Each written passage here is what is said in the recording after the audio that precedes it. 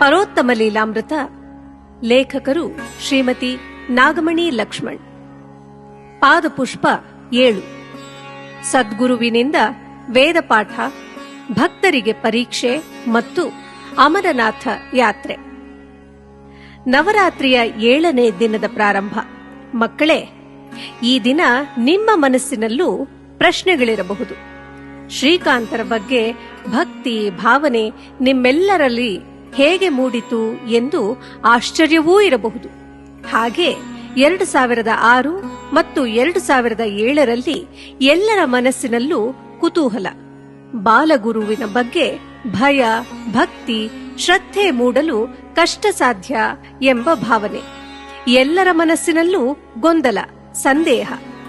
ಎಲ್ಲರ ಮನವೂ ಪ್ರಶ್ನೆಗಳ ಗೂಡು. ಕೇಳೋದಕ್ಕೂ ಭಯ, ಸಂಕೋಚ ಬೇರೆ. ಇದೆಲ್ಲಕ್ಕೂ ಸದ್ಗುರುಗಳ ಸತ್ಸಂಗದಲ್ಲಿ ಬಂದ ಪ್ರಶ್ನೋತ್ತರಗಳೇ ಎಲ್ಲರ ಮನಸ್ಸಿನ ಪ್ರಶ್ನೆಗಳಿಗೆ ಉತ್ತರ ನೀಡುತ್ತಿದ್ದವು. ಎಲ್ಲರ ಮನಸ್ಸಿನ ಭಾವನೆಗಳನ್ನು ಹಿಡಿದಿಡಲು ಪ್ರೀತಿಯ ಸಂಕೋಲೆಗಳಾಗುತ್ತಿದ್ದವು. ಆಧ್ಯಾತ್ಮದ ಬಗ್ಗೆ ಒಲವನ್ನು ಮೂಡಿಸುವ ಪ್ರಯತ್ನವನ್ನು ಗುರುಗಳು ಎಲ್ಲರ ಕೈ ಹಿಡಿದು ಹೆಜ್ಜೆಯ ಮೇಲೆ ಹೆಜ್ಜೆ ಇಟ್ಟು ನಡೆಸುವಂತೆ ನಮ್ಮೆಲ್ಲರನ್ನು ಕರೆದೊಯ್ಯಲು ಸಹಕಾರ ನೀಡುತ್ತಿದ್ದರು. ದಿನಾಂಕ 18/2/2006ರಲ್ಲಿ ತುಮಕೂರಿನಲ್ಲಿ ಶ್ರೀಕಾಂತ ಗುರುಗಳು ಗುರುಭಕ್ತರ ಮನೆಯಲ್ಲಿ ಸತ್ಸಂಗ ನೀಡುತ್ತಿದ್ದಾಗ ಫೋಟೋಗ್ರಾಫರ್ ಫೋಟೋನ ತೆಗೆಯುತ್ತಿದ್ದ. ಆ ಫೋಟೋಗ್ರಾಫರ್ ಒಂದು ಫೋಟೋವನ್ನು ಗಮನಿಸಿ ಅವನೇ ಆಶ್ಚರ್ಯಚಕಿತನಾಗಿದ್ದ. ಏಕೆಂದರೆ ಆ ಫೋಟೋದಲ್ಲಿ ಗುರುಗಳ 2 ಕಣ್ಣಿನಲ್ಲಿ ಸೂರ್ಯ ಮತ್ತು ಚಂದ್ರರ ಚಿತ್ರ ಮೂಡಿತ್ತು. ಹಾಗೆಯೇ ಸೂರ್ಯ ಚಂದ್ರರ ಜ್ವಾಲೆ ಸಹ ಕಂಡು ಬಂದಿತ್ತು. ಗುರುಭಕ್ತರು ಅದನ್ನು ನೋಡಿ ಆಶ್ಚರ್ಯಚಕಿತರಾಗಿದ್ದಾರೆ. ಆದರೆ ಗುರುಗಳು ಆಗ ಪವಾಡ ಪುರುಷರು, ಅವಧೂತರು, ಸತ್ಪುರುಷರು. ಇವರಿಗೆ ಸೂರ್ಯ ಚಂದ್ರ ಇರೋವರೆಗೆ ನಿರಂತರವಾಗಿ ಶಕ್ತಿ ಇರುವುದನ್ನು ನಿರೂಪಿಸುವುದೇ ಈ ಘಟನೆ ಎಂದು ಹೇಳಿದ್ದಾರೆ. ದಿನಾಂಕ 24/12/2006 ಭಾನುವಾರ ಶ್ರೀ ಸುಬೋಧಾನಂದ ಚೈತನ್ಯ ಗುರುಗಳ ಆಶ್ರಮ, ಹಿರಿಯೂರು. ಅಲ್ಲಿ ಶ್ರೀಕಾಂತ ಗುರುಗಳು ಹೇಳುತ್ತಿದ್ದರು, ನಾನು 5 ವರ್ಷದ ಹಿಂದೆ ಸುಬೋಧಾನಂದರನ್ನ ಭೇಟಿ ಮಾಡಿದ್ದೆ. ಅಲ್ಲಿ ಭಕ್ತಿಯ ಬಗ್ಗೆ ಹೇಳುತ್ತಿದ್ದರು. ನಿಮ್ಮ ಭಕ್ತಿ ನಿಮ್ಮಲ್ಲೇ ಇರಲಿ. ಭಕ್ತಿ ಬೆಳೆದು ಅದು ಸಾಧನೆಗೆ ಅನುಕೂಲ ಆಗುತ್ತೆ. ನೀವು ಯಾರಿಗೂ ನಿಮ್ಮ ಗುರುವಿನ ಬಗ್ಗೆ ಹೇಳಬೇಡಿ. ಅದು ತಾನೇ ತಾನಾಗಿ ಬರಬೇಕು. ನೀವು ಎಲ್ಲಾ ಗುರುಗಳನ್ನು ಒಂದೇ ತರಹ ಕಾಣಬೇಕು. ಎಲ್ಲರನ್ನೂ ಒಂದೇ ಸ್ವರೂಪದಲ್ಲಿ ನೋಡಬೇಕು. ನೀವು ನಿಮ್ಮ ಗುರುಗಳನ್ನು ಎಂದೂ ಬಿಡಬಾರದು. ನೀವು ಒಬ್ಬ ಗುರುವಿನ ಬಿಟ್ಟು ಇನ್ನೊಬ್ಬ ಗುರುವಿನ ಹತ್ತಿರ ಹೋಗೋದು, ಆಮೇಲೆ ಅವರನ್ನ ಬಿಟ್ಟು ಇನ್ನೊಬ್ಬರ ಹತ್ತಿರ ಹೋಗೋದು ಮಾಡಿದ್ರೆ ಅದಕ್ಕೆ ಕಪ್ಪೆ ಭಕ್ತಿ ಅಂತ ಹೇಳ್ತಾರೆ. ನೀವು ಅದನ್ನು ಮಾಡಬಾರದು. ನೀವು ಗುರುಗಳ ಹತ್ತಿರ ಬಂದಾಗ ನಯ ವಿನಯದಿಂದ ಸಂಪೂರ್ಣ ಶರಣಾಗತರಾಗಿರಬೇಕು. ನೀವು ಗುರುಗಳ ಹತ್ತಿರ ಬಂದಾಗ ಮನೆಯ ವಿಚಾರ ಮರೆತಿರಬೇಕು. ಅದು ಬಿಟ್ಟು, ಅಯ್ಯೋ ಮನೆಯಲ್ಲಿ ಗ್ಯಾಸ್ ಆಫ್ ಮಾಡಿದ್ನೋ ಇಲ್ವೋ, ಲೈಟ್ ಆಫ್ ಮಾಡಿದಿನೋ ಇಲ್ವೋ, ಅಲ್ಲಿ ಚಪ್ಪಲಿ ಬಿಟ್ಟಿದ್ದೀನಿ, ಅದು ಯಾರಾದ್ರೂ ತಗೊಂಡು ಹೋಗ್ತಾರೋ ಏನೋ, ಹೀಗೆಲ್ಲ ಯೋಚಿಸ್ತಾ ಕೂರಬಾರ್ದು. ಅಕಸ್ಮಾತ್ ಇದ್ದರೆ ಗುರುವೇ ಯಾವ ರೂಪದಲ್ಲಾದರೂ ಹೋಗಿ ಆಫ್ ಮಾಡಿ ಬರುತ್ತಾರೆ. ಗುರುವಿನ ಹತ್ತಿರ ಇದ್ದು ಸತ್ಸಂಗ ಕೇಳಬೇಕು. ಸ್ವಾಮೀಜಿಗಳು ಬ್ರಹ್ಮಜ್ಞಾನ ಸ್ವರೂಪಿಗಳು. ನೀವು ಯಾವತ್ತೂ ಯಾರಲ್ಲೂ ಮನಸ್ತಾಪ ಮಾಡಬಾರದು. ಎಲ್ಲರೂ ಸಮವಾಗಿ ಇರಬೇಕು. ಇಲ್ಲಿಗೆ ಬಂದೋರು 5 ನಿಮಿಷ ಧ್ಯಾನ ಮಾಡಿಕೊಂಡು ಹೋಗಬೇಕು. ಇಲ್ಲಿ ನಡೆದ ಕೆಲವು ಪ್ರಶ್ನೋತ್ತರಗಳನ್ನ ನಾನಿಲ್ಲಿ ಹೇಳ್ತಾ ಇದ್ದೀನಿ. ಆತ್ಮ ಸಾಕ್ಷಾತ್ಕಾರ ಎಂದರೇನು ಅಪ್ಪಾಜಿ?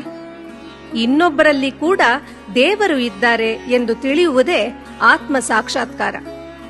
ಆ ಸ್ಥಿತಿಗೆ ಹೋಗಬೇಕಾದರೆ ಏನು ಮಾಡಬೇಕು ಅಪ್ಪ? ಜಪ ಮಾಡಬೇಕು. ಜಪ ಅಜಪ ಆಗುವಷ್ಟು ಜಪ ಮಾಡಬೇಕು. ನಮ್ಮಲ್ಲಿ ಇರುವ ದೋಷವನ್ನು ನಿವಾರಿಸಲು ಏನು ಮಾಡಬೇಕು? ಅದಕ್ಕೂ ಜಪ ಮಾಡಬೇಕು. ಅಪ್ಪಾಜಿ, ಯೋಗಿಗಳಿಗೆ ಸ್ವಲ್ಪ ಊಟ ಮಾಡಿದರೂ ಅವರಿಗೆ ಹೇಗೆ ಶಕ್ತಿ ಬರುತ್ತೆ? ಈಗ ಒಬ್ಬ ಮನುಷ್ಯ ಏನೂ ದುಡಿಮೆ ಮಾಡುವುದಿಲ್ಲ, ಆದರೂ ಅವನ ಜೀವನ ನಡೆಯುತ್ತೆ. ಹೇಗೆ ಅಂದ್ರೆ ಅದು ಭಗವಂತನಿಂದ. ಅಂದ್ರೆ ಸಂಪೂರ್ಣ ಭಗವಂತನಿಗೆ ಅರ್ಪಿಸಿದಾಗ ಹೊಟ್ಟೆಯೂ ತುಂಬುತ್ತೆ, ಕೆಲಸವೂ ಆಗುತ್ತೆ. ಅಪ್ಪಾಜಿ, ನಾವು ಜಪಕ್ಕೆ ಕೂತಾಗ ಕೆಲವೊಮ್ಮೆ ಕಾನ್ಸಂಟ್ರೇಷನ್ ಬರುವುದಿಲ್ಲ. ಅದಕ್ಕೆ ಏನು ಮಾಡಬೇಕು? ನಾವು ಮಾಡುವ ಜಪ ವೇಸ್ಟ್ ಆಗುತ್ತಾ? ನೀವು ಮಾಡುವ ಜಪ ವೇಸ್ಟ್ ಆಗಲ್ಲ, ಆದ್ರೆ ನೀವು ಕಾನ್ಸಂಟ್ರೇಷನ್ ಇಟ್ಟು ಜಪ ಮಾಡಬೇಕು. ಅದಕ್ಕೆ ನೀವು ಗುರುವಿನ ಮೊರೆ ಹೋಗಬೇಕು. ಏನಂತ ಅಂದ್ರೆ, ಗುರುವೇ ನನಗೆ ಸಂಪೂರ್ಣವಾದ ಏಕಾಗ್ರತೆ ಕೊಡು ಎಂದು ಮೊರೆ ಇಡಬೇಕು. ಭಕ್ತ ಯಾವ ಮನಸ್ಸಿನಿಂದ ಬರಬಾರದು? ಚಂಚಲ ಮನಸ್ಸಿನಿಂದ ಗುರುವಿನ ಬಳಿ ಭಕ್ತ ಬರಬಾರದು. ಗುರು ಮತ್ತು ಬ್ರಹ್ಮ ಎರಡೂ ಒಂದೇ ಎಂದು ಬರಬೇಕು. ಶುದ್ಧ ಮನಸ್ಸಿನಿಂದ ಬರಬೇಕು. ಅಹಂಕಾರದಿಂದ ಬರಬಾರದು. ಅಂದ್ರೆ ಅದು ನನ್ನದು, ಇದು ನನ್ನದು, ನನ್ನಿಂದ ಆಗಿದ್ದು ಅನ್ನಬಾರದು. ಗುರು ಹೇಳಿದ್ದು ಮಾಡುವುದೇ ಸಾಧನೆ. ನಮ್ಮ ಆತ್ಮದಲ್ಲಿ ಇರುವ ದೇವರೇ ಬ್ರಹ್ಮಸ್ವರೂಪ ಎನ್ನುತ್ತಾರೆ. ಅದು ಹೇಗೆ? ನಾವು ಎಲ್ಲರನ್ನೂ ದೇವರ ಹಾಗೇ ಕಾಣಬೇಕು. ಉದಾಹರಣೆಗೆ, ಏ ಹೋಗಲೇ, ಏ ಬಾರಲೇ, ಛೆ ಹೋಗು ಅನ್ನಬಾರದು. ಯಾಕೆಂದರೆ ಎಲ್ಲರಲ್ಲೂ ದೇವರು ಇದ್ದಾನೆ.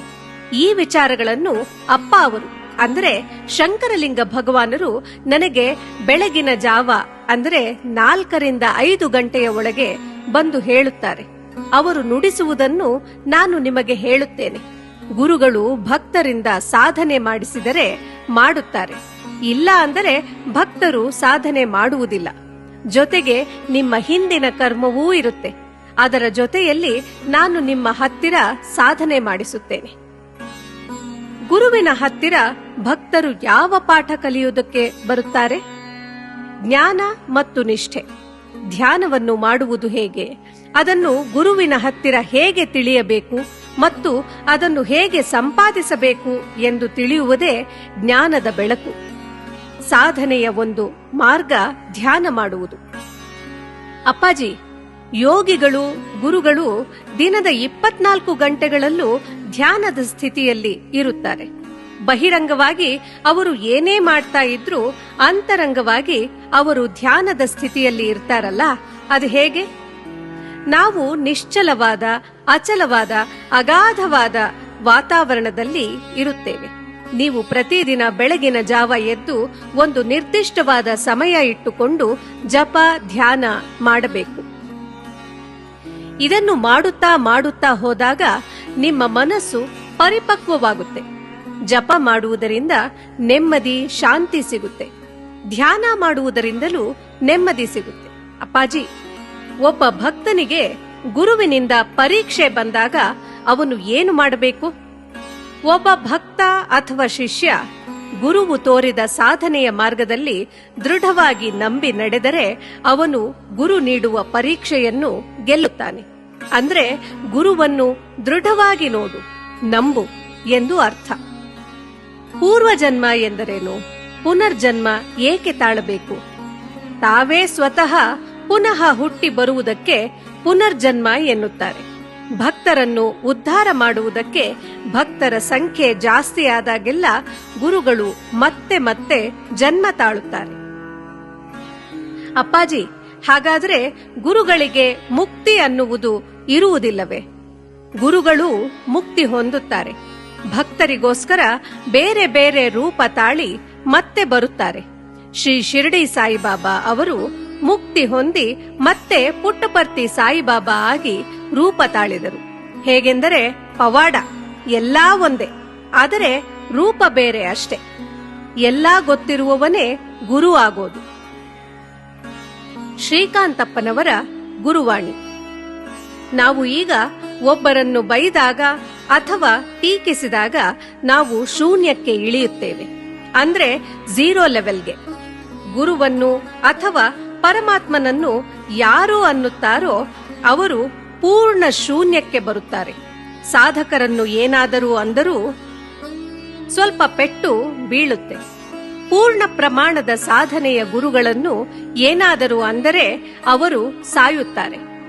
ಋಷಿ ಮುನಿಗಳನ್ನು ಅಂದರೂ ಕೂಡ ತುಂಬಾ ಪಶ್ಚಾತ್ತಾಪ ಪಡಬೇಕಾಗುತ್ತದೆ. ಗುರುಗಳನ್ನು ಯಾವುದೇ ಕ್ಷಣದಲ್ಲೂ ಮನಸ್ಸಿನಲ್ಲೂ ಕೂಡ ಏನು ಅಂದುಕೊಳ್ಳಬಾರದು. ಹಾಗೇನಾದರೂ ಅಂದುಕೊಂಡರೆ ಅವರು ಫುಲ್ 0 ಲೆವೆಲ್ಗೆ ಬರುತ್ತಾರೆ. ಗುರುಗಳು ಭಕ್ತರ ಮನಸ್ಸು ಪರಿಪಕ್ವವಾದಾಗ ಬರುತ್ತಾರೆ. ಯಾವ ತರಹ ಅಂದರೆ ಭಕ್ತರಲ್ಲಿ ಅಹಂಕಾರ ಏನೂ ಇಲ್ಲದಾಗ ಗುರುಗಳು ಹತ್ತಿರ ಬರುತ್ತಾರೆ. ಗುರುಗಳು ಯಾವ ಭಕ್ತರ ಹತ್ತಿರ ಪರತತ್ವ ಇರುತ್ತೋ ಅವರ ಹತ್ತಿರ ಬರುತ್ತಾರೆ. ಅಂದರೆ ಭಕ್ತರಿಗೆ ಲೌಕಿಕ ಹುಚ್ಚು ಇಲ್ಲದವರ ಹತ್ತಿರ ಬಂದು ಬೋಧನೆ ಮಾಡುತ್ತಾರೆ. ಪರತತ್ವ ಎಂದರೇನು? ನಿಶ್ಚಲ ಮನಸ್ಸು. ದಿನಾಂಕ 26/1/2007 ಚಿತ್ಕಲಾ ನಾಗರಾಜ್ ಅವರ ಮನೆ ಶಿವಮೊಗ್ಗ. ಚಿತ್ಕಲಾ ಅವರು ಶಂಕರಲಿಂಗ ಭಗವಾನರ ಮರಿಮಗಳು. ಇದು ಎಂದಿನಂತೆ ನಡೆಯುವ ಸಾಮಾನ್ಯ ಸತ್ಸಂಗವಾಗಿರಲಿಲ್ಲ. ಸಾಕ್ಷಾತ್ ಶಂಕರಲಿಂಗ ಭಗವಾನರೇ ಇಂದು ಗುರುಗಳ ಮೈಮೇಲೆ ಬಂದಿದ್ದರು. ಅದೊಂದು ಅಭೂತಪೂರ್ವ ದೃಶ್ಯ. ಅಪ್ಪಾಜಿಯವರು ಕಣ್ಣು ಮುಚ್ಚಿ ಪ್ರವಚನ ಮಾಡ್ತಾ ಇದ್ದರು. ಇದ್ದಕ್ಕಿದ್ದ ಹಾಗೆ ಇದು ಶಂಕರಲಿಂಗ ಭಗವಾನರ ಮರಿಮಗಳ ಮನೆ. ತುಂಬಾ ಸಂತೋಷ. ಈ ದಿನ ಸಾಕ್ಷಾತ್ ಗುರುಗಳು ನನ್ನ ಮೈ ಮೇಲೆ ಬಂದು ಈ ಮಾತುಗಳನ್ನು ಹೇಳುತ್ತಿದ್ದಾರೆ. ಸಣ್ಣ ಮಕ್ಕಳು ಮತ್ತು ಅವರವರ ಮಕ್ಕಳನ್ನು ಗಲಾಟೆ ಮಾಡದಂತೆ ನೋಡಿಕೊಳ್ಳಿ.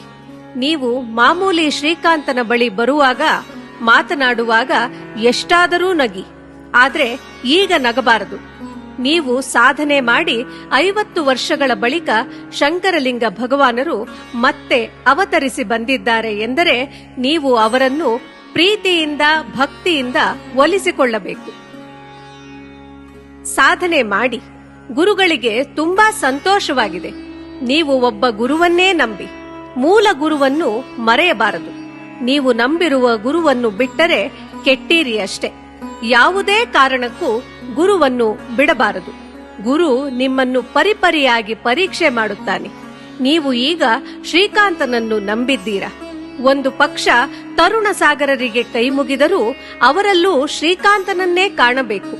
ಅದೇ ರೀತಿ ತರುಣ ಸಾಗರರನ್ನು ನಂಬಿದ್ರೆ ಶ್ರೀಕಾಂತನಲ್ಲೂ ಅವರನ್ನೇ ಕಾಣಬೇಕು. ಒಬ್ಬ ಗುರು, ಒಂದು ಮಂತ್ರ ಮರೆಯಬಾರದು. ಭಜನಾ ಮಂಡಲಿ ಮಾಡಬಹುದು, ಆದರೆ ಸಾಧನೆ ಮಾಡಬೇಕು. ಗುರುವಿನ ಕಾಲಿಗೆ ಬೀಳುವುದು, ಇಲ್ಲಿ ಪೊಳ್ಳು ಪೊಳ್ಳು ಮಾತನಾಡಬಾರದು. ಗುರುವಿನ ಹತ್ತಿರ ಮನಸ್ಸಿನಿಂದ ಇರಬೇಕು. ಭಜನೆ ಆದ ಮೇಲೆ ಪ್ರಸಾದ ಮಾಡಿ. ಭಜನೆಗಿಂತ ಮುಂಚೆ ಪ್ರಸಾದ ಮಾಡುವುದು ತಪ್ಪು.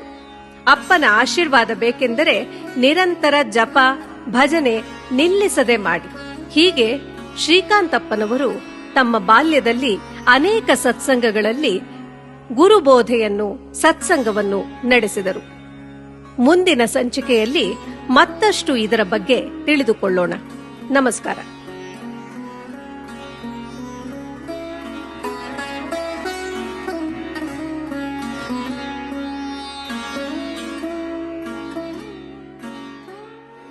ಶ್ರೀಕಾಂತ ಯೋಗೇಂದ್ರಮಹಂ